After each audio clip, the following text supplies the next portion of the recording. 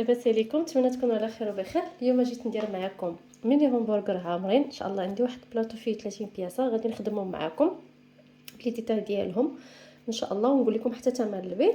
المهم غنبدا معكم بالنسبه للمقادير.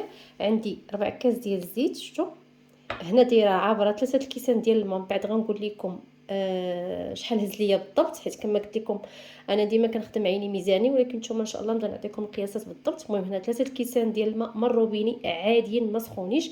عندي معلقه الزبده عامره، شوفوا زبده عامره، عندي معلقه الخميره، عندي الملحه، وعندي معلقه ديال سنيده. نفس المعلقه اللي عبرت بها الزبده هي اللي عبرت بها هادشي كامل. وعندي هنايا خماره، وعندي هنايا 600 غرام ديال الفورس. المهم هنايا غنخدم العناصر كاملين، غندير كلشي في خطره.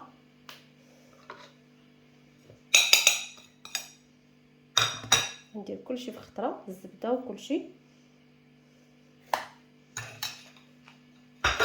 غادي نزيد حتى الزيت،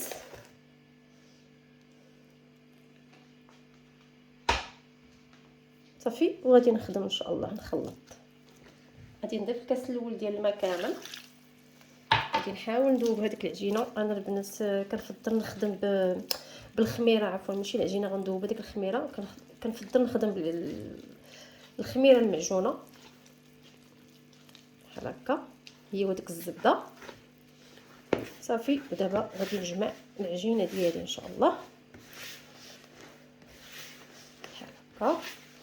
بالنسبه اللي عند العجانه تخدموا في العجانه، انا حاولت ما نخدمش بالعجانه باش اللي ما عندهاش العجانه تخدمها بيديها وتشوف راه كيطلعوا مزيانين. بالنسبه لدابا هزوا ليا 2 كيسان ديال الماء، هذا الكاس ديال الثاني 2 كيسان الماء كنظن بركه عليهم. دابا غادي ندلكها مزيان. هذا الكاس الثالث ما ضفتوش البنات، صافي غادي ندلكها بحال هكا غير بيديا. العجينه خصها تكون كتلصق في اليدين. الا بغيتوا العجينه تنجح ليكم، شفتوا العجينه كيفاش كتكون، شفتوا ما تخافوش منها البنات. الا كانت خفيفه تقدروا كما قلت لكم، لا كنتو خفتوا تعذبكم بحال هكا ديروا العجانه. صافي انا غنبقى ندلكها بحال هكا مزيان مزيان مزيان مزيان، ونرجع معكم ان شاء الله. هانتوما البنات شفتوا هذه هي الطريقه باش كنخدمها. شفتوا كنبقى نخبطها بحال هكا. سمحوا لي على الصوت، شفتوا راه كتبدا تجمع راسها. شوفوا كيفاش كانت في الاول جاريه، دابا بدات كتجمع راسها. صافي غنبقى نخدمها بهذه الطريقه. شفتوا هانتوما كما قلت لكم اللي خافت تعذبها دير العجانه. حتى ملي كنخدموها بهذه الطريقه ديال البنات راه بحال كتلكيها. هانتوما صافي غنخليها هكا. انايا غنحيد هاد العجينه اللي زايده في يديا وخليها تتخمر ونرجع معكم ان شاء الله. بعد ما خمرت لي العجينه مزيان درت شويه دقيق هنا، صافي غادي نديها نزيد شويه الدقيق هنا مع نديها ونجيبها. انا غندير في كل وحده 22 غرام حتى 23 غرام. هادو ديال الميني ديال الميني برجر اللي كيتخدموا في لي بلاطو، ديري فيهم ما بين 20 حتى 23 صافي بحال هكا. المهم انا غادي نقطعهم. انا العبار ديالي راه في يديا صغيورين، انا محتاجه 30 بياسه بحال هكا باش ما يجيكمش فيديو طويل. نوريكم هادو عاد نكمل. انايا كنشد كندير شويه دقيق بحال هكا صافي كنبقى ندوي بحال هكا. شفتوا بهاد الطريقه. ها شفتوا ندير معكم واحده اخرى. ندير شويه دقيق. شتي العجينه كيفاش كتلصق البنات، راه باش تنجح ليكم وتجيكم هشيشه ورطبه ومفشفشه من الداخل بحال هكا. نبقى نكور نزيد شويه دقيق حيت كتلصق بحال هكا. شفتوا ها بهاد الطريقه انا غادي نكمل ان شاء الله ونخليهم يخمروا نكمل ونرجع معكم. هانتوما البنات انا كورتهم درتهم في اللاطه، خرجت ليا 50 بياسه هاد العجينه اللي عطيتكم. دابا غنخليها تتخمر، من بعد غندهنها غندير صفار البيض مع صلصه الصوجه هما باش كندهن، ونرش شويه اما بالجنجلان اما بالبافو او باي طريقه ما نوريكم باش غادي نرش. المهم غير يخمروا ان شاء الله ونرجع معكم ان شاء الله. بعد ما خمرات ليا انا هنا دايره البيض وصلصه الصوجه هما باش كندهن باش كيعطيوني هذاك اللون، كيكون زوين هذاك اللون. المهم راه كندهنها بحال هكا كامله كلها غادي ندهنها. من بعد غنرش لها انا غندير الزرارع، نتوما ديروا اللي بغيتو. الزرارع عندي فيهم الجنجلان، بافو، الزريعه الخضراء، الزريعه البيضاء، نتوما الشوفان ديروا نتوما اللي بغيتو، يا الجنجلان بيض بوحدو يا البافو بوحدو يا الزرارع بحال هكا، يعني من الفوق ديروا اللي بغيتو. غير هاد الزرارع بحال هكا كيعطيهم واحد المنظر اللي زوين. بالنسبه لي انا الفران راه كيسخن، غادي نطيبهم. العافيه غتكون من الفوق ومن التحت بالنسبه للفران ديال الضو. كنطيب على 180 درجه. انا كلشي كنطيبو على 180 درجه كما قلت لكم في فيديو سابق، انني ما عنديش درجه الحراره الفران ما عنديش مجهده بزاف. بالنسبه لي غديرهم في الفران ديال الغاز عادي، كطيبهم بحال اللي كطيب الخبز، كديرهم من الفوق حتى كيطيبوا من التحت شويه، ومن بعد راه كتهبطهم من التحت كياخذوا كيحمروا من الفوق. المهم ان شاء الله منين يطيبوا ونرجع معكم ان شاء الله تتمه الفيديو. البنات ها هو طاب ليا، شوفوا كيجي مفشفش، شفتوا؟ غير هو البنات ملي تخرجوه من الفران غطيوه بشي سربيته باش يرجع عليه داك الصاد ديالو كيرطاب، شفتوا؟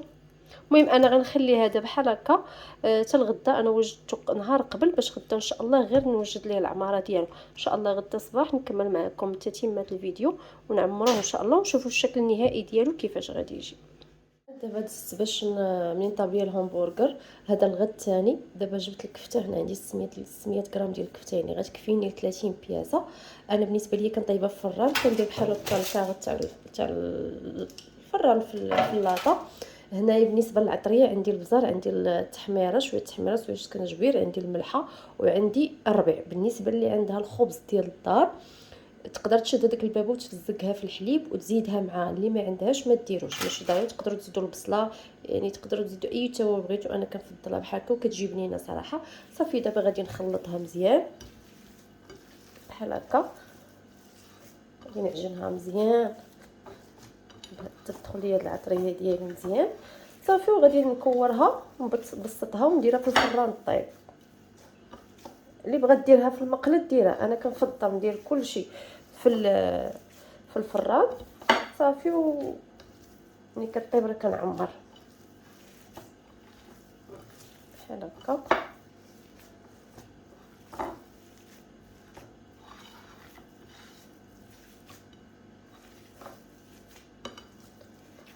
بالنسبه لهاد الميني برجر البنات انا كنخرجوا الا كانت لابياس كنخرجوا 8 دراهم، كانت كونتيتي كبيره راه كنخرجوا 7 دراهم. بحال دابا هاد السيده طالبه 30 بياسه خرجت ليها ب 7 دراهم لابياس.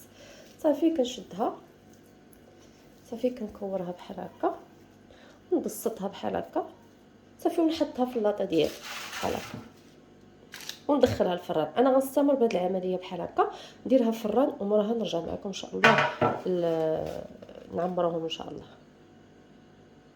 انا قسمت الميني برجر، قسمته شوفوا كيفاش كيجي خفيف.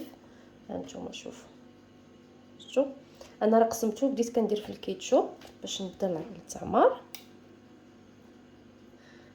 ديروا اي لاصوص بغيتو، انا كتعجبني الكيتشوب فيه لان صراحه كتجي زوينه وبنينه.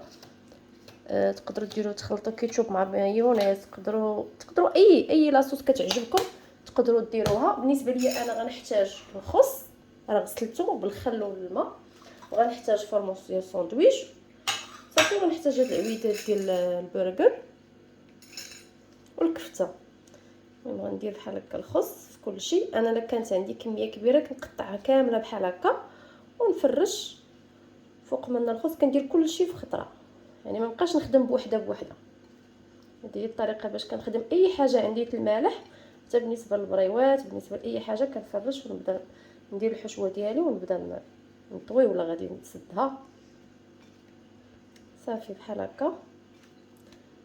الخس ديالي راه غسلته بالخل، ضروري كندير فيه شويه الخل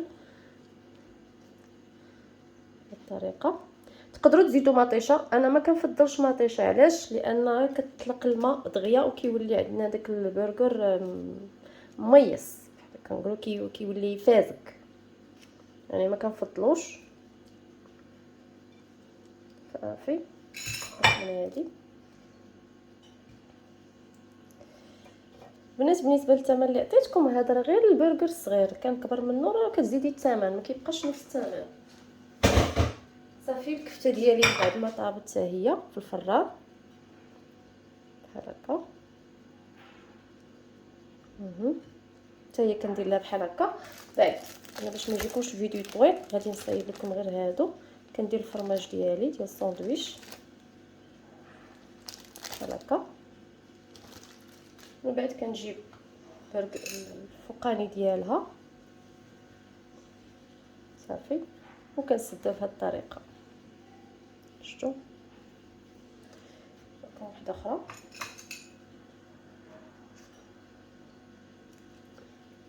ها هي